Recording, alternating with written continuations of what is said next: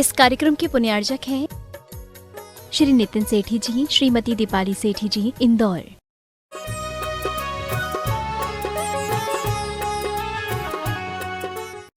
जय श्री ओम नमः सिद्धेभ्यः।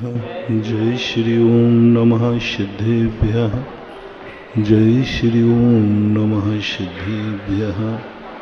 सर्वमंगलमांगल्यं सर्वकल्याणकारकं प्रधानं सर्वधर्माणां जैनं जयतु शासनम्। पंच परमेष्टि भगवान की आचार्य श्री गुरुवर कुंद कुंद महाराज की, आचार्य श्री गुरुवर विद्यासागर महाराज की।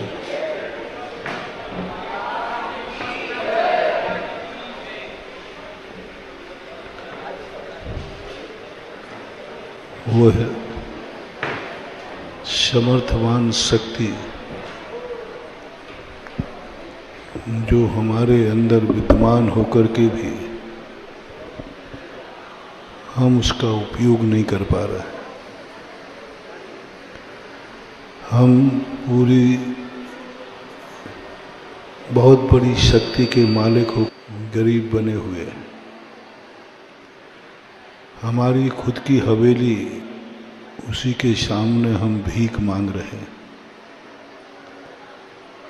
हमारी जिंदगी के वो बोई हुई फूलों की बगीची में हमें खुद कांटे लग रहे हैं। ऐसी जब जिंदगी में प्रसंग आते हैं तो कल जो मैंने कहा था, अनुभव के सामने सत्य चूर चूर होते दिखता है। बहुत गुरु समझाते हैं, शास्त्र समझाते हैं, भगवान समझाते हैं, लेकिन जब हम अपने अनुभव से अपनी जिंदगी को तौलते हैं तो शास्त्र झूठे नजर आते हैं, भगवान झूठा नजर आता है, गुरु झूठे नजर आते हैं और उनकी बात को हम स्वीकार करने को तैयार नहीं होते। ऐसा लगता है कि भगवान की बात हमने मान ली तो हम लुट जाएंगे, बर्बाद हो जाएंगे, हम दुखी हो। एक मन अपना एक ऐसा खतरनाक चीजों को लाके रख देता है। ज्ञान और श्रद्धा भगवान को मानने को तैयार है, लेकिन ये मन भगवान को मानने को तैयार नहीं है। मन हमेशा अनुभव को मुख्यता देता है, प्रत्यक्ष को मुख्यता देता है, प्रत्यक्ष को देता है। मन कहता है क्या तुम दुनिया भर की बातें कर रहे हो। भगवान कह रहे हैं कि ये सब कुछ तुम्हारा नहीं है, लेकिन मेरा अनुभव कह रहा है इस सबके बिना मेरी जिंदगी चलने वाली नहीं। भगवान कह रहे उपवास में आनंद है। मन कहता है मैंने तो करके देख लिया, खाने में आनंद है। मैंने देख लिया उपवास करके, सुबह उठने की भी ताकत नहीं रहती जो उठने की ताकत थी। कम से कम खाने के बाद सुबह अच्छी तरह उठ तो बैठ सकता था। उपवास करने के बाद तो उठने की भी ताकत खत्म हो गई। अनुभव कहता है, मन कहता है, सत्य क्या है? जो हमारी ताकत खो देवे वह सत्य है, जो हमें ताकत दे देवे वह सत्य है। मन जीत जाता है, मन जीत जाता है, हम हार को उठ जाते हैं। मन जीत जाता है जितने भी, क्योंकि धर्म की जितनी भी क्रियाएं हैं सब दुख के रास्तों से जाती है। जितना जितना व्यक्ति धर्मात्मा होगा उसके अशुभ कर्मों का उदय ज़्यादा होगा, असाता कर्म का उदय ज़्यादा होगा। जो जितना दुखी होगा, मैंने अभी 2 दिन पहले कहीं कहा था, धर्म वह नहीं है जो तुम्हें सुख में सुखी करे। तुम्हारे पुण्य का उदय है, तुम सुखी हो, चारों तरफ से तुम्हें सुख का उदय है, इसलिए तुम सुखी हो। धर्मात्मा धर्म कहता है, ये तो आर्त ध्यान है, ये धर्म नहीं है। भोजन करने के बाद हम सुखी हो गए, ये तो आर्त ध्यान है। ठंडी हवा चलने पर हम सुखी हो गए, ये तो आर्त ध्यान है। पंखे से आपको हवा लग रही है तो आर्त ध्यान है, सुख मिल रहा है, शाता कर्म का उदय। कूलर के सामने बैठते तुम्हें ठंडी लगी, आर्त ध्यान है।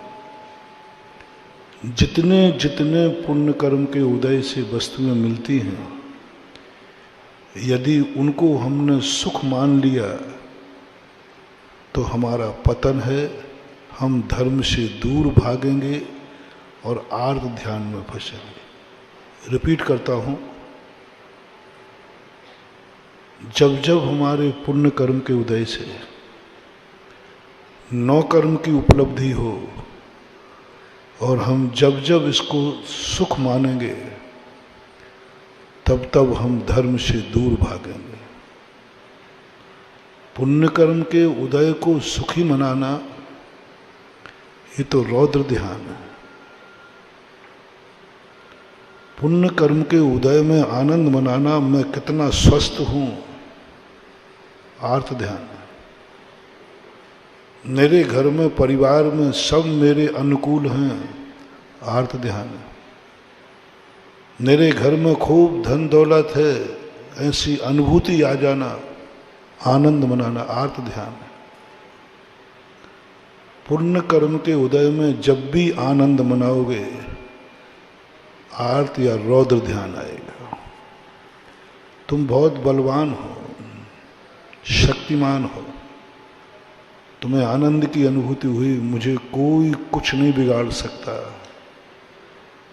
मैं चाहूं तो दुनिया को मसल सकता हूं, मिटा सकता हूं।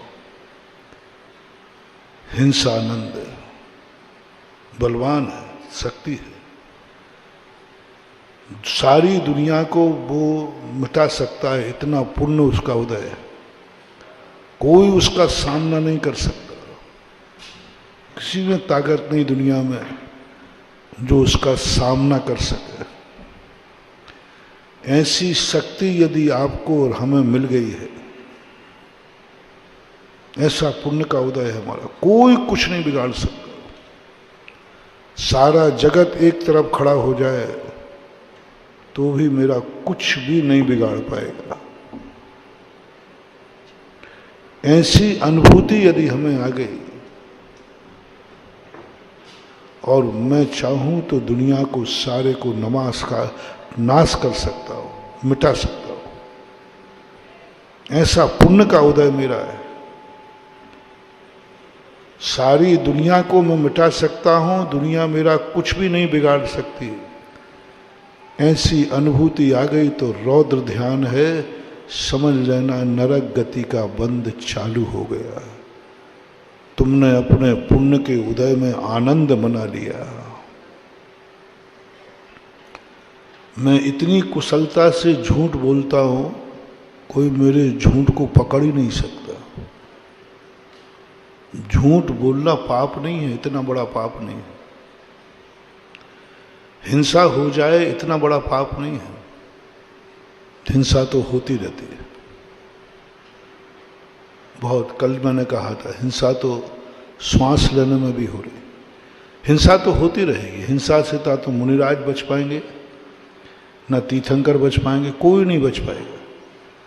संसार में व्यक्ति रहेगा उससे हिंसा तो होगी, और कोई हिंसा हो या ना हो, श्वास लगा तो हिंसा होगी, भोजन पानी करेगा तो हिंसा होगी, चलेगा फिरेगा तो हिंसा होगी।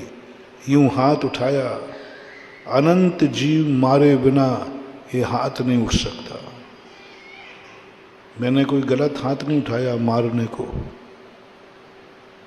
मैंने आशीर्वाद देने को हाथ उठाया। यहाँ हाथ रखा था, यहाँ उठाया। अनंत जीवों की हत्या हुई जब मैं तुम्हें आशीर्वाद दे पाया, क्योंकि यहाँ अनंत निगोदिया जीव भरे, उनकी प्रार्थना होती। तो हिंसा से तो तुम बच नहीं सकते, हम भी नहीं बच पाए, तीर्थंकर भी नहीं बच पाए, वो तो होगी। जैन दर्शन कहता है सवाल हिंसा का नहीं है। तुम्हारे पैर से चींटी मर गई तो ये चींटी मरी, किसी ने बताया आपके पैर से चींटी मर गई। देखना, धर्म ध्यान और रौद्र ध्यान। मर गई तो क्या करूं मैं, क्या करूं मैं? चींटी आई क्यों मेरे रास्ते में, उसको सोचना चाहिए था मैं यहां से निकल रहा हूं। मर गई तो मर गई, क्या करूं? कहीं यहां वहां देखूं कि नहीं देखूं कि नीचे ही देखता चलो। आपको चिड़चिड़ापन आ गया, आपके पैर से नीचे चींटी जबकि मरी और आपने दोष चींटी को दे दिया। क्या करूं, मर गई तो मर गई। ऐसे बचाने लग जाए तो हम चल ही नहीं पाए, नरक गति का बंद हो गया। उतनी देर तुम्हारा रौद्र ध्यान हो गया, उतनी देर तुम्हें अशुभ कर्म का बंद हो गया। पुण्य का उदय तो है तुम्हारा। ज्ञानी व्यक्ति, आपके पैर से चींटी मर गई, ओहो चींटी मर गई, मेरी आंखें फूटी थी क्या, मेरे से गलती हो गई। तस्मिच्छामि दुक्कड़म, वो चींटी बेचारी क्या करे, मुझे देख के चलना चाहिए था।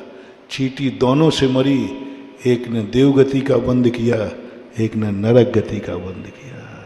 मरी दोनों से चींटी है, दोनों से हिंसा हुई है, लेकिन एक ने देवगति को बंद कर लिया, एक ने नरक गति को बंद कर लिया। जिंदगी का एक इतना रहस्य, धर्म कोई ज्यादा कुछ नहीं कराता, धर्म कोई अहिंसक नहीं बनाता, वो बना ही नहीं सकता किसी को हिंसक, लेकिन धर्म उस अहिंसा के, हिंसा के पाप से बचा लेता है। धर्म एक ऐसी कला है, धर्म एक ऐसा चमत्कार है, धर्म एक ऐसा अतिशय है, पाप होते हुए भी वो पापी नहीं होने देता। धर्म हमें एक ऐसा सोने का बना देता है जो कीचड़ में रह कर के भी जंग नहीं लगने देता। पाप होता है लेकिन हम पापी नहीं होते। हिंसा हमसे हुई लेकिन हम हिंसक नहीं कहलाए। चींटी मरी लेकिन हम चींटी को मारने वाले नहीं कहलाए। इतना मात्र, ओहो मेरी चूक है, मैं चूक गया। झूठ बोलना कोई पाप नहीं है, कोई पाप नहीं। बहुत झूठ बोलने में थोड़ा सा पाप लगता है, कोई ज्यादा नहीं। लेकिन तुम्हें बहुत बार बुद्धिपूर्वक भी झूठ बोलना पड़े, कोई बात नहीं। झूठ बोल दिया, कोई बात नहीं, बोलना पड़ा। झूठ बोले बिना मेरी सुरक्षा नहीं थी, झूठ बोले बिना मेरा बचाव नहीं था। झूठ बोला, चलाकर बोला। जैनागम कहता है कोई बात नहीं। झूठ बोलने के बाद आपको कैसा लगा? मृषानंद, मजा आ गया। मैंने ऐसा झूठ बोला सामने वाला पकड़ ही नहीं पाया, बुद्धू बन गया। अब झूठ बोलने में नरक गति का बंद नहीं था, जो आपने आनंद मनाया, मजा आ गया। मैंने ऐसा झूठ बोला कोई समझ ही नहीं पाया, अब तुम्हें नरक गति का बंद हुआ। झूठ बोलते समय नहीं, झूठ बोलने के बाद जो तुमने आनंद मनाया, मजा आ गया। सामने वाला ऐसा बुद्धू बना कि वो समझ ही नहीं पाया कि मैं झूठ बोल रहा हूं। अब इस समय आपको, जब तुमने आनंद मनाया झूठ में, मृषानंद नाम का रौद्र ध्यान है, उस समय नरक गति का बंद हो जाता है, अशुभ कर्मों का बंद होता है। और ज्ञानी कहता है, झूठ बोलता है, बुद्धिपूर्वक बोल रहा है, लेकिन कहता है बड़े खेद की बात है, आज मुझे झूठ बोलना पड़ा। लेकिन क्या करूं, झूठ बोले ना काम चलता नहीं। लेकिन झूठ तो झूठ ही है, तस्मिच्छामि दुक्कड़म, मुझे खेद है झूठ का। वो झूठ बोल करके भी देवगति का बंद कर लिया, क्योंकि उसने झूठ में आनंद नहीं मनाया। हम इन्हीं चीजों पर तो विचार करना। मैं एक उदाहरण दिया करता हूं झूठ बोलने वालों को। मायाचारी करना यदि तुम करते हो, मायाचारी के बिना तुम्हारा नहीं चलता, तो पहले ये बताओ, झूठ बोलना, मायाचारी करना, ठगी अच्छी चीज है कि बुरी? ठगी, जोर से बोलो, पक्का कायम रहना। आप लोग और बोलो, ठगी अच्छी चीज है कि बुरी? मैं तुम्हारे साथ हूं, बहुत बुरी चीज, बहुत बुरी चीज। एक व्यक्ति एक कपड़ा लेके आया, 1000 रुपये का कपड़ा लाया। रास्ते में उसका दोस्त मिला। उसने कहा भाई क्या बात है? बोले कपड़ा लाया 1000। बोले 1000 का? ओह, ये तो 500 रुपये का है। जितना का उतना दिलवा दूं 500 रुपये में। 500 रुपये का कपड़ा तूने 1000। अब तुमने ये, उसने सामने वाले दुकानदार ने तुम्हें 500 रुपया ठग लिए, 500 की चीज 1000 में। अब आपका क्या भाव हो रहा है? कितनी गालियां दोगे, कितना कोसोगे? दुनिया इतनी बेईमान हो गई, इतनी ठगी हो गई, इतनी बेईमान हो गई। उसकी दुकान में आग लग जाए, वो मर जाए, पता नहीं क्या क्या, पता नहीं भगवान मालेंगे, वो मैं नहीं बोल पाऊंगा। कितनी बद्दुआएं दोगे, कितनी बद्दुआएं दोगे? और तुम्हें ये और पता चल जाए कि जिसने ठगा है वो महाराज जी का भगत है, फिर तो आज उसने ठगा, अभी चलता हूं महाराज जी के पास। महाराज जी वो आपका जो भगत है ना, देखो ऐसा बेईमान है, 500 की चीज 1000 में देता है। आप बोलो, बोलो महाराज ये ठीक है कि नहीं? बोलो, अब मैं भक्त के पक्ष में हो जाऊं या तुम्हारे पक्ष में रहूं? तुम्हारे 500 रुपया ठगे गए और मेरे भक्त ने ठगे, और आप मेरे पास उल्हाना देने आए। अब मैं किसका पक्ष लूं? भक्त ने ठीक किया, ये पक्ष लूं? जल्दी बोलो। जो आप कह दोगे वो करूंगा। भक्त ने ठीक किया ये कहूं, या जो तुम आए हो, जो लेकर के ठगा गया है, उसके पक्ष में बोलूं कि ये गलत हुआ है? जल्दी बोलते जाओ। किसके पक्ष में बोलूं मैं? जो ठगा गया उसके पक्ष में, वो कहता है ये गलत हुआ है। जिसने ठगा है वो भक्त है। दोनों में मैं किसका पक्ष लूं? उसके पक्ष में जाऊं कि ठीक किया है, या इसके पक्ष में जाऊं कि गलत हुआ है? मैं साधु हूं, थोड़ा मेरा ध्यान रखना। कैलाश जी जो सिखा उसके पक्ष में, बराबर बराबर, बिल्कुल। अध्यक्ष की बात नहीं मानूंगा तो किसकी मानूंगा? चलो भाई, समाज के अध्यक्ष ने बात कह दी, मैं स्वीकार करता हूं, भक्त को नकारता हूं, और जो ठगा गया उसके पक्ष में होता हूं। गलत किया, और अब भी मेरा मन वो बहुत कह रहा है उस ठगी करने वाले की बुराई साथ। तो जिनवानी को मैं अपने जब तुमने मैं तुम्हारे पक्ष में हो गया, तो अब मुझे बचाव करना पड़ेगा जिनवानी से। जिनवानी कहती है ठीक किया, ठगी बेईमान है, भाव ना करो, ठगी त्रियंश में जाएगा। माया त्रियज्ञो नश्य। अभी सब अभिशाप में भगवान को, भक्त को दे रहा हूं, क्योंकि मैं इसके पक्ष में हो गया। अब इसके पक्ष में होने का अर्थ है जो बद्दुआएं इसने दी हैं, उन बद्दुआएं मेरी तरफ से भी लागू हो गई। हाँ, बिल्कुल गलत किया उसने, मायाचारी की, ठगी है, बेईमान है, मरेगा तो त्रियंशों में जाएगा। माया त्रियज्ञो नश्य। अब साधु को भी उस अभिशाप में शामिल हो गया, बद्दुआ में शामिल हो गया। अब तो बर्बादी उसकी निश्चित है। अभी तो वही निंदा कर रहा था जिसने ठगा था, अब तो वो भी निंदा कर रहा है जो उसका गुरु है। महानुभाव, बहुत बड़ी बात कह रहा हूं। दुनिया की दृष्टि में बेईमान हो जाना, कभी गुरु की दृष्टि में बेईमान मत होना। दुश्मन मार मार करके तुम्हारे प्राण ले ले वे, कोई जरूर नहीं तुम्हारी दुर्गति हो जाए। कभी पिता का थप्पड़ मत खा लेना, ये ध्यान रखना। दुश्मन तुम्हें जब भी मार सकता है कि तुम गलत ना हो तब भी, लेकिन पिता का हाथ कब उठेगा? जिंदगी में एक ही नियम लेना, दुश्मन की गालियां खा लेना, दुश्मन का थप्पड़ खा लेना। बस एक सबसे बड़ी साधना, कभी माँ बाप का थप्पड़ मत खाना, कभी माँ बाप की बद्दुआ मत लेना, कभी माँ बाप की कांटा मत बन जाना, माँ बाप का कांटा बन जाना। माँ बाप की कभी बद्दुआ नहीं ना, माँ बाप का थप्पड़ ना पड़ जाए। यदि माँ बाप का थप्पड़ तो महाराज मैं रोक दूंगा, आज से माँ बाप पिताजी से कह दूंगा, पापा आज के बाद थप्पड़ मत मारना। ये दुस्साहस करना नहीं, पिता के हाथ से पिटना नहीं, और पिता को पीटने से कभी रोकना नहीं, ये ध्यान रखना।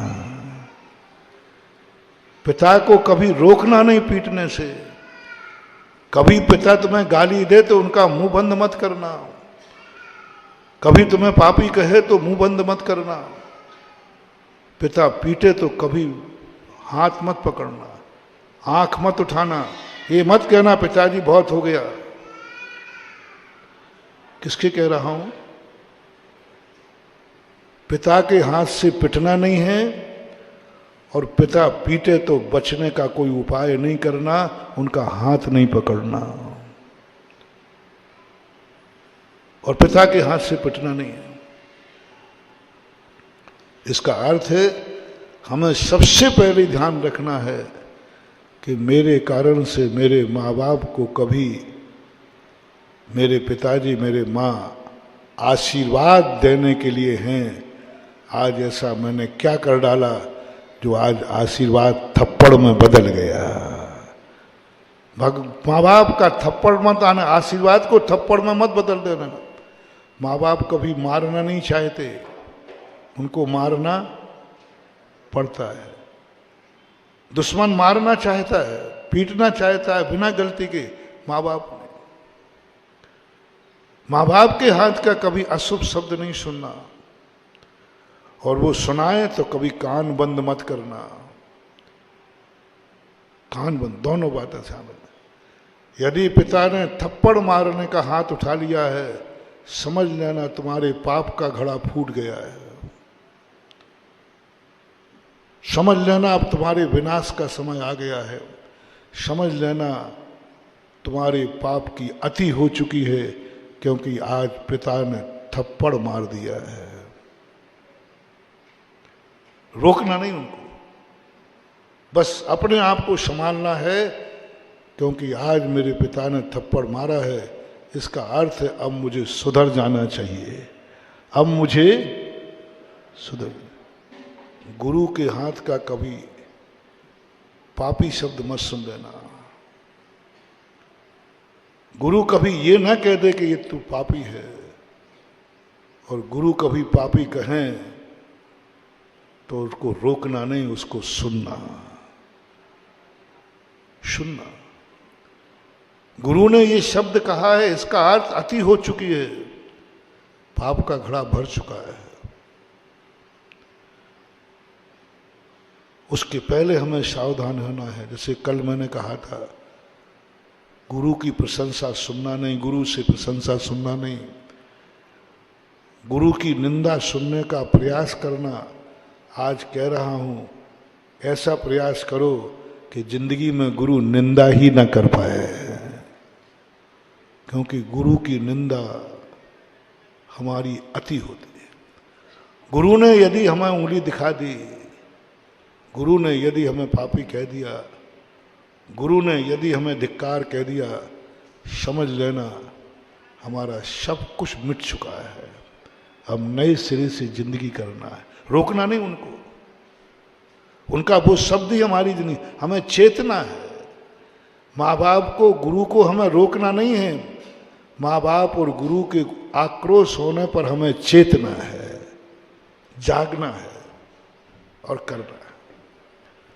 अब जब गुरु ने ही निंदा करने लगा कि उसने ठगी की है, गलत किया है, मेरा भक्त है, तो क्या हुआ, मर के त्रियंशों में जाएगा, तुम्हारा दुख मनाना ठीक है।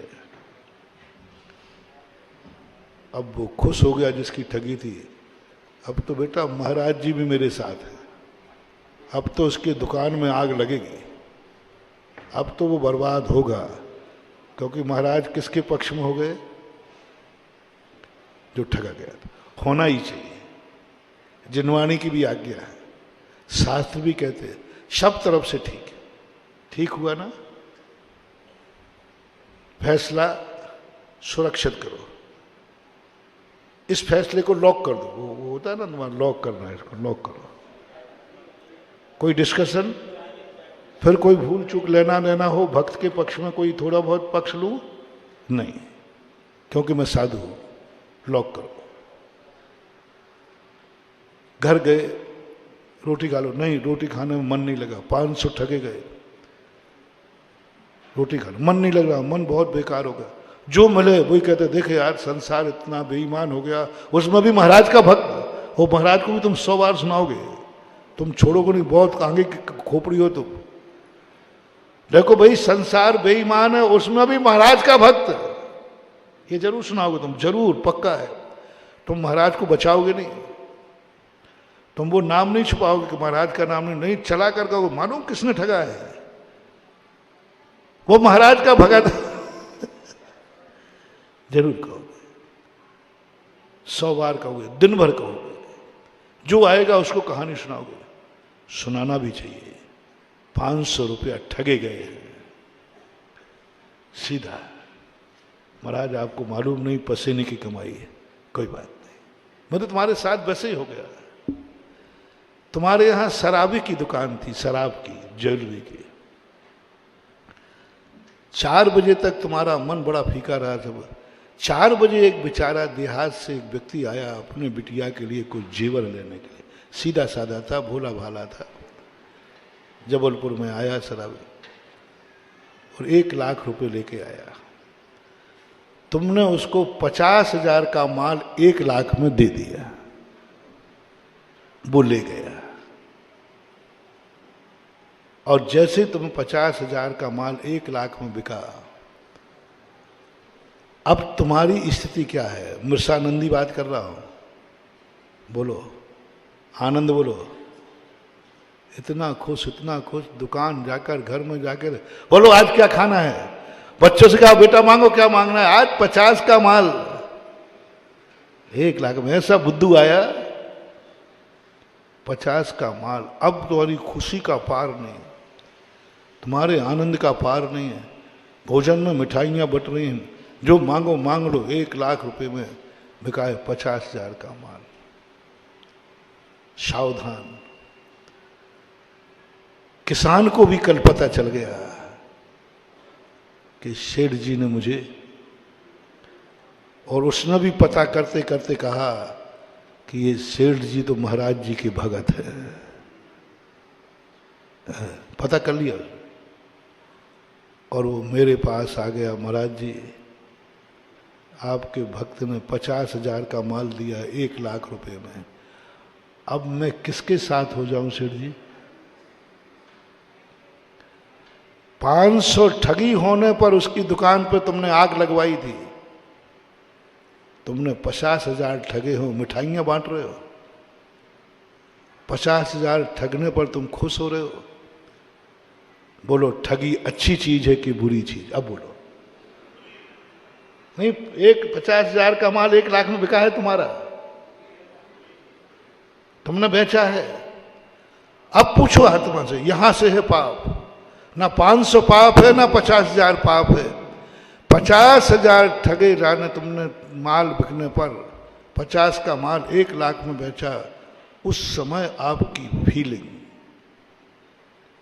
आपका आनंद, आपकी खुशी कैसा लग रहा है? मजा आ गया? अब आप खुद अंदाज लगा दें, 500 वाले ने ठगने वाले को आपने क्या क्या कहा था। तुमने 50,000 ठगा है, अब क्या क्या कितनी बद्दुआएं। 500 पर इतनी बद्दुआ क्या लगाई थी तुमने दुकान में, उसकी दुकान में आग लग जाए। तो 50,000 ठगने वाले को क्या लगना चाहिए? अब दुकान में आग नहीं लगेगी, अब तेरे में आग लगेगी, तू भी जलेगा उसे। ठगी अच्छी है तो 500 वाले को मत कोसो, खुशी मनाओ, बहुत अच्छा रहा, मजा आ गया, उसमें 500 ठगे।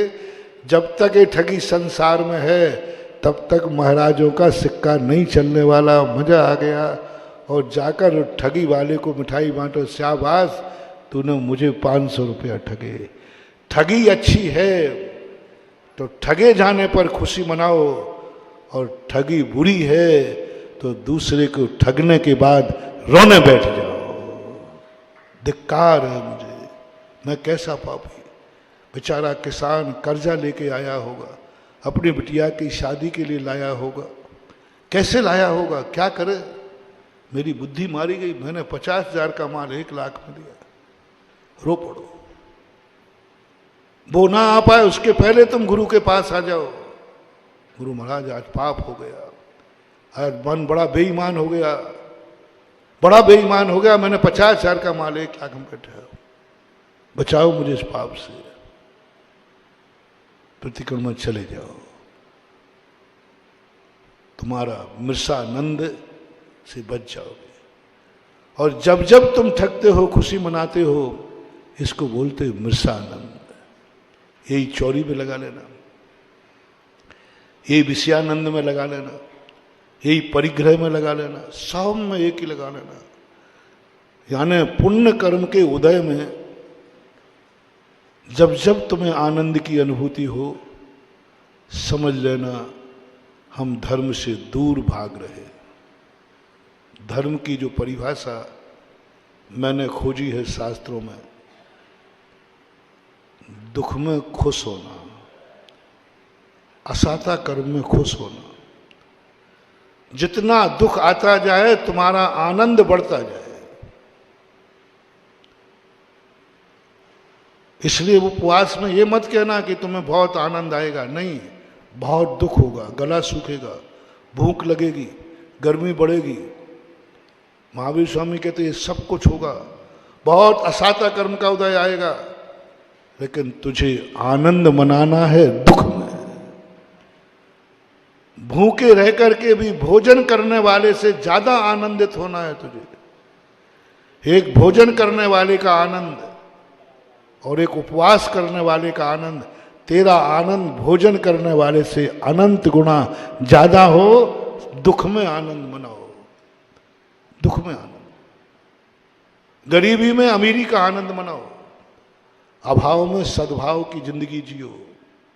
अभाव में पूज्यवर उमा स्वामी महाराज तत्वार सूत्र में कहते हैं, दुख में रोना मत, सुख में नहीं। दुख शोक तापा क्रंदन परिवेदना अन्यान्य सद्विद्य। हम अशुभ कर्मों से बचना चाहते हैं, तो जब तुम्हारे अशुभ कर्म का उदय आए रोना मत, रोना मत। शुभ कर्म के उदय में रोना मत ये नहीं कहा। जब दुख का उदय आए रोना मत। तुम सब लुट जाओ, शोक मत करना, शोक मत करना। तुम्हें कितना भी दुख भरा हो, दूसरों के सामने पूछे तो कैसा है, सब अच्छा है, दुख को रोना मत।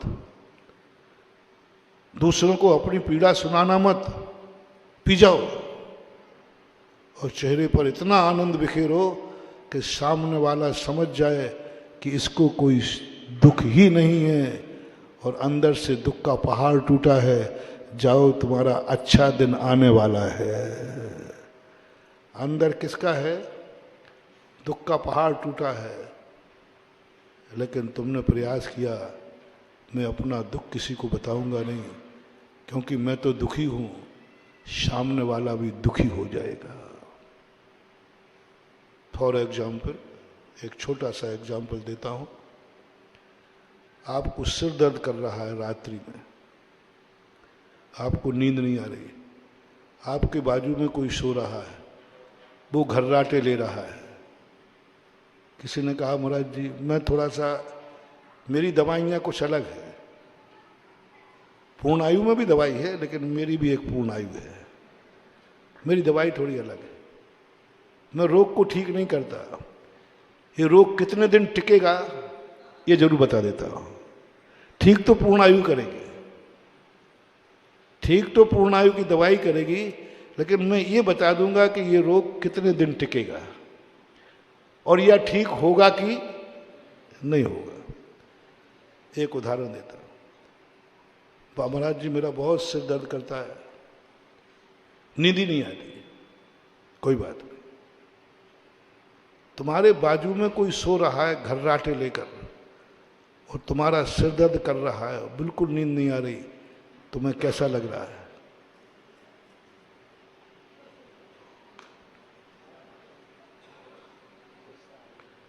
दो झापड़ झपाओ, इसको घर्राटे ले रहा है।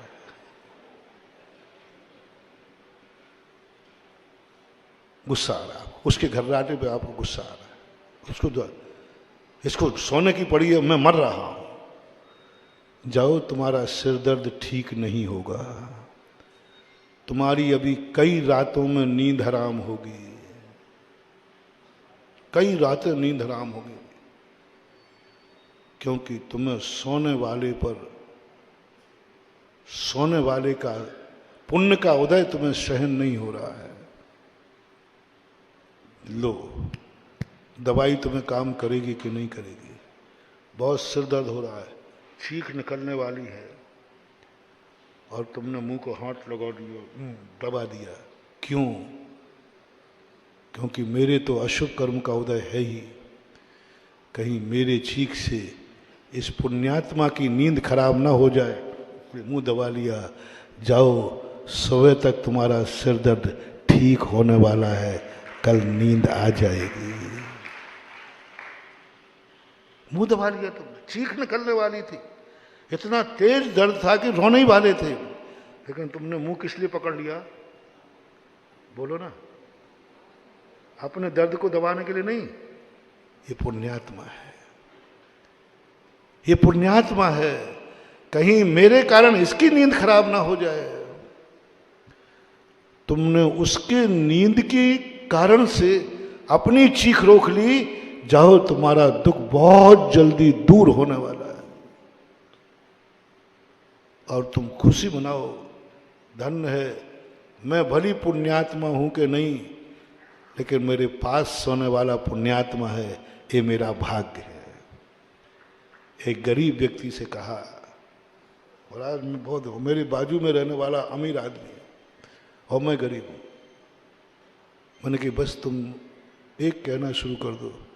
कोई कहे कि भाई तुम कैसे, मतलब साहब मैं तो बहुत पापी जीव हूँ, बहुत गरीब जीव आदमी हूँ, मेरी किस्मत में तो कुछ भी नहीं है, लेकिन एक पुण्य का उदय जरूर मेरे पास है कि मैं अमीर आदमी के बाजू में रहता हूँ, मेरे बाजू में एक अमीर आदमी रहता है।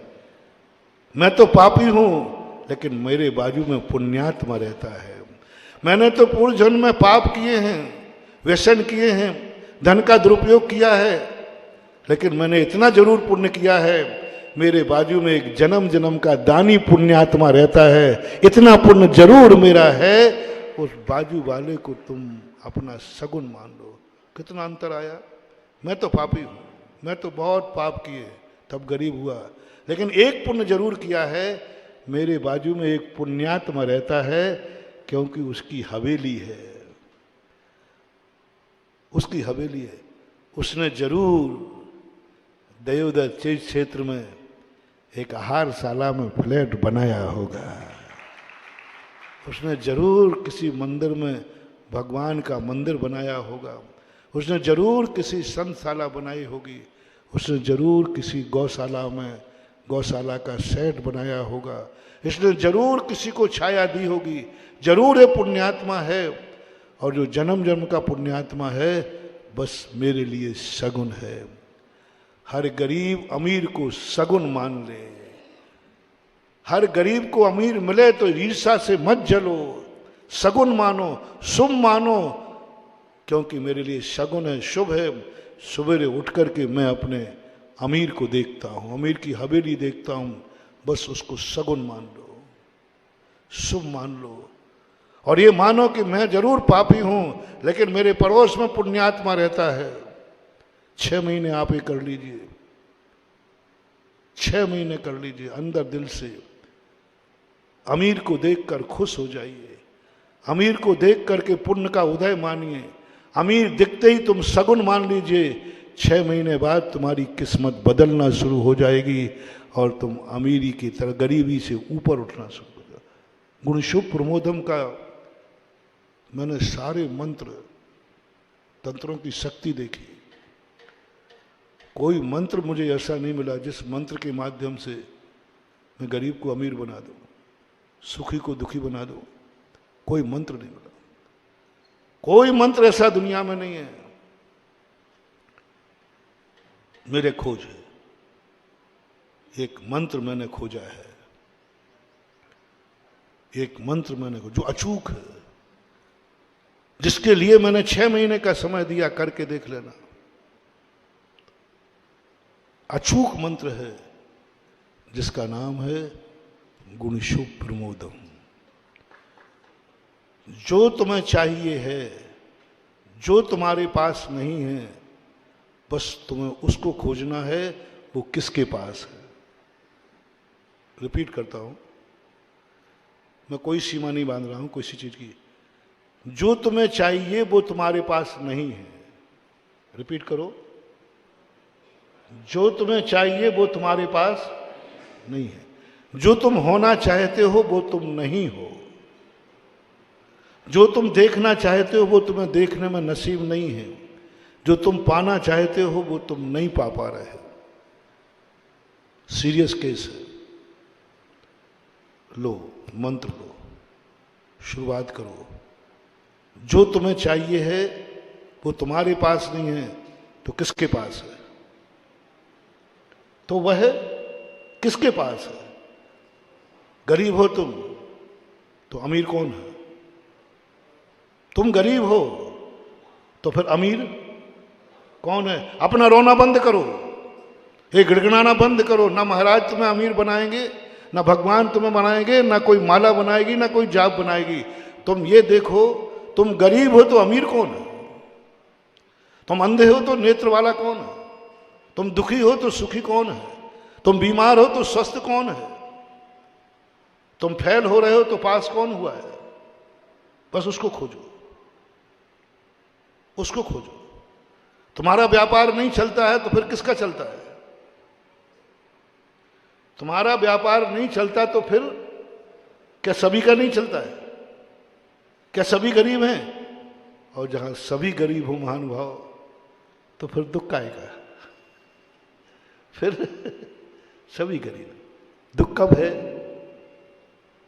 मैं गरीब हूं और दुनिया बस हर गरीब अमीर को खोजे। अमीर कौन है? कौन है अमीर? कौन है नगर का सबसे बड़ा अमीर? बस उसको पास जाकर के तुम प्रतिदिन जय जिनेंद्र करना शुरू करो। वो दिखते ही तुम्हारे अंदर एक आनंद की अनुभूति आ जाए, तुम उसे सगुन मान लो। 6 महीने करके देख लो फिर क्या होता है। मुर्शुभ मैंने एक बच्चे पर प्रयोग किया। महाराज जी मैं 2 साल हो गया फेल हो गया सीए में। महाराज 30 साल क्या हो गया? और मैं भविष्य वक्ता नहीं हूं, लेकिन ध्यान रखना मेरा भविष्य अचूक है। मैं भविष्य दृष्टा नहीं हूं, लेकिन मेरा भविष्य अचूक है, क्योंकि मैं आगम को अचूक भविष्य वक्ता मानता हूं। मैंने उससे कहा तुम फेल हुए हो, कोई पास हुआ है तुम्हारा दोस्त? बोले हाँ हुआ है। कैसा लगा तुम्हें? उन्होंने बहुत बुरा लगा, बहुत ईर्ष्या हुई, उसने मेरी बेइज्जती करा दी। वो फेल हो जाता तो घर में डांट नहीं पड़ती। अब वो पास होने से मेरे बाप ने बहुत ज्यादा डांटा, देख वो भी तो मेरे साथी था, वो फेल पास हो गया तो उसके कारण से मुझे डांट पड़ी। मैंने कहा बेटा तीसरी बार भी तुम फेल हो गए। महाराज जी आप ऐसा क्यों बोल रहे हो? आप ऊपर ऊपर से बोल दो हाँ ठीक हो। मैंने कहा देखो मेरे से ऐसा नहीं होगा, फेल हो गया तो महाराज पास कैसे होगा? 1 साल और तुम्हारी बर्बाद होगी। अब जो पास हो गए उस पास होने वाले को खुशी मनाना, सगुन मनाना और कहना धन्य है पुण्यात्मा, और दूसरों को मिठाई बांटना। काय की मिठाई है? बोले मेरा दोस्त पास हो गया है। इतने खुश हो जाओ, इतने आनंदित हो जाओ। अपने पास होने पर दुनिया मिठाई बांटती है, अपने साथी के पास होने पर मिठाई बांट दो तो तुम दूसरी साल में नंबर नियम से तुम्हारे पास का आएगा। और हुआ यही, और पास हुआ। भक्ति किसका नाम है? ये तो उदाहरण तुम्हें दिया, हम लोग भी यही करते हैं। हम भगवान नहीं बन पा रहे और बनना है तो जिनवाणी क्या कहती है? क्या करना चाहता है? मैं भगवान बनना चाहता हूं। बन पाएगा? बोले नहीं बन पाऊंगा। तो अब एक उपाय है। कोई भगवान बना है कि नहीं? आज तक कोई भगवान बना है कि नहीं? उसको खोजो। मैं भगवान नहीं बन पा रहा हूं, लेकिन कोई भगवान बना है कि नहीं? हाँ हाँ बने हैं महावीर स्वामी। बस महावीर स्वामी के भगवान बनने पर तू दिवाली मना शुरू कर दे, उनके मोक्ष पर खुशी मनाना शुरू कर दे, उनके मोक्ष पर नाचना शुरू कर दे, उनको सगुन मान ले, उनको भगवान मान ले। एक दिन तू भी भगवान बन जाएगा। अब समझ में आ गई ना? वो पहला तो महाराज समझ में नहीं आया था। हम लोग क्या कर रहे हैं? ये भक्ति है क्या? मैं भगवान नहीं हूं, बन नहीं पा रहा हूं, ताकत नहीं है। एक सरल रास्ता जो बन चुका है, गुणशुभ प्रमोदम, जो बन चुका है उसकी तुम्हें कितनी खुशी है। जो बन चुका है उनको मोक्ष हो चुका है, केवल ज्ञान हो चुका है, तुम्हें क्या खुशी है? ये भगवान की निर्माण पर दिवाली मनाना कोई हंसी मजाक नहीं बंधुओं। ये भगवान की दिवाली नहीं है। मोक्ष भगवान को हुआ, दिवाली हम मना रहे। मोक्ष भगवान को हुआ, उत्सव हम मना रहे। रोग भगवान को हुआ और हम आनंद से झूम रहे हैं। समझ लेना तुम्हारा मोक्ष होना निश्चित हो गया, क्योंकि तुमने किसी को अपने भगवान होने पर तो दुनिया खुशी मनाता है, दूसरे के भगवान पर खुशी आ जाए इसको बोलते भक्त और भक्ति। गुणशुभ प्रमोदम। हर चीज में आप लोग लगा लो। आज का मंत्र है आपको, जिंदगी में मंत्र को रख लो, गुणशुभ प्रमोदम। हर क्षेत्र में, जिस क्षेत्र में तुम्हारे पास कमी हो वो किसके पास है, बस उसको देखकर आह्लादित हो जाओ, आनंद से भर जाओ, जय जिनेंद्र करो और अपने आप को सगुन मानो कि आज मेरे बहुत पुण्य का उदय है कि जो चीज मेरे पास नहीं है, जिसके पास है आज सुबह से उसका दर्शन हो गया। अब तुम्हारा शुभ आने वाला है। गुण शुभ फेल होने वाले पास वाले को सगुन माने। जो मुनि नहीं बन पा रहे हैं वो मुनि को सगुन माने। जो भगवान नहीं बन पा रहे भगवान को सगुन माने। जो वृत्ति नहीं बन पा रहे वो वृत्ति को सगुन माने। जो दानी नहीं बन पा रहे दानी वाले को सगुन माने। आप दान नहीं दे पा रहे हैं, आपकी बहुत भावना है। गरीब लोगों से मैं कहता हूं जिस दिन बोली लगे उस दिन जरूर आना। कौन? अमीर नहीं कह रहा आए तो आ जाए, ठीक है। वैसे वो अमीर तो वैसे ही कमाता है, वो तो पता करता है आज बोली लगना है तो कंजूस तो आएगा ही नहीं। लेकिन मेरी बात गरीब जरूर मान जाएंगे, अमीर तो नहीं मानेंगे। अमीर से कहूं कि जिस दिन बोली लगे उस दिन जरूर आना। हाँ महाराज मालूम है मुझे, इसलिए बुला रहे हो कि वो नहीं आए। लेकिन अब मैं गरीबों से कह रहा हूं, अपनी जिंदगी में जब बोली लगे तब जरूर बोली के पंडाल में आना, जरूर आना। बैठने जगह नहीं मिले तो दरवाजे पे खड़े रहना, लेकिन आना। गरीबों से मैं बहुत सरल सस्ता रास्ता बता रहा हूं। गरीब मेरे पास नहीं आवे, मेरे पास अमीर बनने का कोई साधन नहीं है। ना पिछी लगाने से बनोगे, ना आशीर्वाद, मेरे पास कोई मंत्र नहीं है। सबसे बड़ा मंत्र दे रहा हूं, जो दान देना चाहते हैं लेकिन गरीबी से असमर्थ हैं, वे जिस दिन बोली लगे उस दिन जरूर आना।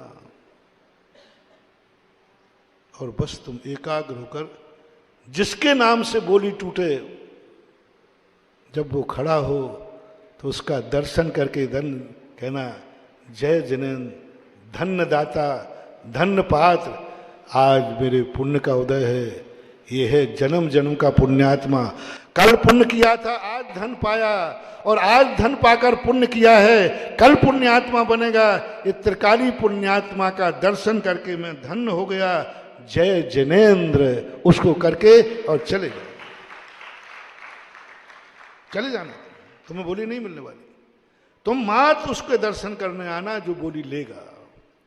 और जिसके नाम बोली छूटे उसको जय जिनेन्द्र करना, उसकी प्रशंसा करना, अंदर ही अंदर गुणानुवाद करना। धन्य दाता, 3 काल का पुण्यात्मा है वो। कल पुण्य किया था तब उसके पास, और आज उसने उस धन से क्या किया, पुनः पुण्य किया, तो कल पुण्यात्मा होगा। ऐसे त्रिकाली पुण्यात्मा बोली लेने वाले को आप 2 शब्द प्रशंसा के कह देना, धन्य दाता, धन्य पात्र। जाओ जाओ, इसी साल पूरी नहीं हो पाएगी, तुम एक छोटी सी बोली लेने लायक हो जाओगे। गुणशोभ प्रमोदम। और यदि तुम्हें ईर्षा भाव हो गया, आजकल तो सब पैसे वालों का हो गया, गरीब लोगों कह रहा हूं सुनो, आजकल तो सब पैसा वाला शांति धारा कर ही नहीं सकते। 1 लाख 11 लाख कहां से लाऊं, 11,000। आज तो सब पैसों वालों का हो गया, सब पैसे वाले हो गए, सब पैसे वालों का धर्म हो गया। सुन ले रे कान खोल करके, इस जन्म में तो गरीब है, अभी 10 जन्म और गरीब बनेगा। इतना मात्र में कहा सब पैसे वालों का हो गया, हम गरीबों को तो कुछ बचे ही नहीं, हम गरीब तो कुछ कर ही नहीं सकते। ईर्षा भाव हो गया। मालूम तुम्हें कैसा पैसा कमा के आते हैं, ये तो बोलियां ले लेते हैं, ये और तुमने दोष निकाल दिया। कैसे पैसा कमाते सारे और यहां बोलियां लेते, ये भाव तुम्हारा आ गया, तुमने 10 जन्म की गरीबी को निमंत्रण दे दिया। तुम्हें इन सब पर नहीं जाना है, तुम्हें तो एक ही बात देखना है, जो मैं करना चाहता हूं वो इसने कर लिया। हे महानुभाव, भार मत समझना, तुम्हें आचार्य की कृपा समझना कि हमें निरंतर इनकी सेवा करने के एक त्यागी वृत्ति कहाँ मिलता है, तुम्हें 28 क्षुल्लक मिल रहे हैं। और जो आहारशाला देखी मैंने अभी, महाराज लोग जहाँ आहार करते थे, मुझे बहुत खेद है कि तुम लोगों ने क्षुल्लकों को समझ क्या रखा है। एक ऐसे चद्दर सेट में आहार करा रहे हो। अरे ऐसा हो इनका तो आहारशाला कि लोग अपने घर के फ्लैट भूल जाएं, और ऐसे क्षुल्लकों का। तो जिन लोगों ने आज 10 मिनट के अंदर 10 मिनट के अंदर जिन लोगों ने पंच कल्याणक महोत्सव में जब ये आवाज उठाई, कैलाश जी समाचार लाए थे ना आचार्य से, और वो आवाज ने 10 मिनट के अंदर पूरी आहारशाला बनाने की घोषणा की। आज उनका फल, आज उन्होंने जो बोला है उनका प्रैक्टिकल होने जा रहा है, उसका शिलान्यास होने जा रहा है।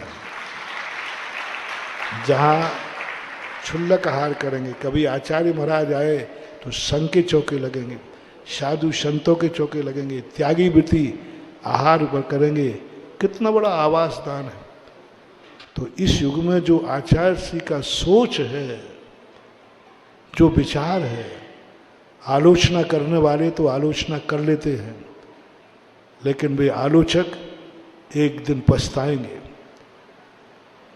आलोचना करने वाले लोग सोच नहीं पाते कि इसके पीछे कितनी बड़ी है। वो सामने देखते हैं लेकिन इसके पीछे कितनी बड़ी कहानी है। यदि व्यक्ति ने 100 कपड़े चाइना से खरीदता और 100 लोगों ने हथकरघा की साड़ी खरीद ली, तो ध्यान रखना ये 100 साड़ी नहीं खरीदी है। 100 साड़ी चाइना की तुमने रोकी नहीं है, तुमने 100 मुर्गों को जीवन दान दे दिया है। क्योंकि वो 100 साड़ियों की जो इनकम आती, यदि वो चाइना जाती तो वहां के लोग उससे आजीविका में मांसाहार करते, क्योंकि टोटल मांसाहारी है, तो उनके यहां मांसाहार होगा।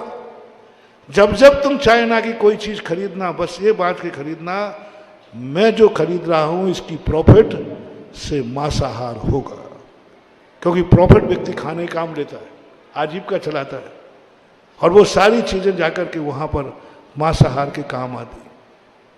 नहीं समझ पाए कि आपने हथकरघा खोल करके आचार्य सिंह ने कोई व्यापार शुरू नहीं किया है, मुर्गे मछलियों और बकरों को जीवन दान दिया है, अहिंसा का रूप दिया है। ये सोच न बनने का ना, कोई बात नहीं, आलोचकों से अपन को कोई लेना देना नहीं, लेकिन जो अपने हैं इतना बड़ा प्रोजेक्ट आज भारत में दिगंबर जैनियों का मस्तक ऊंचा करने वाला है। धर्म का इतना बड़ा प्रोजेक्ट है, चारों तरफ से लोग लगे हुए हैं। सबके लिए बहुत बहुत आशीर्वाद। सारे भारत को अवभाग्य मान करके ऐसे प्रोजेक्टों के लिए अपना जो कुछ भी सहयोग बनता है, इन प्रोजेक्टों के लिए और भी अपना बढ़ावा देने के लिए शाखा उपशाखाएँ खोलते हैं, तो श्रेष्ठी है। आचार्य श्री को नमोस्तु करते हुए सभी पृथ्वा स्थली दयोदय और पूर्ण आयु आदि के सभी ब्रह्मचारिणियों के लिए, सभी बच्चे बच्चियों के लिए, सभी कार्यकर्ताओं के लिए। इस कार्यक्रम के पुण्यार्चक थे श्री नितिन सेठी जी, श्रीमती दीपाली सेठी जी, इंदौर।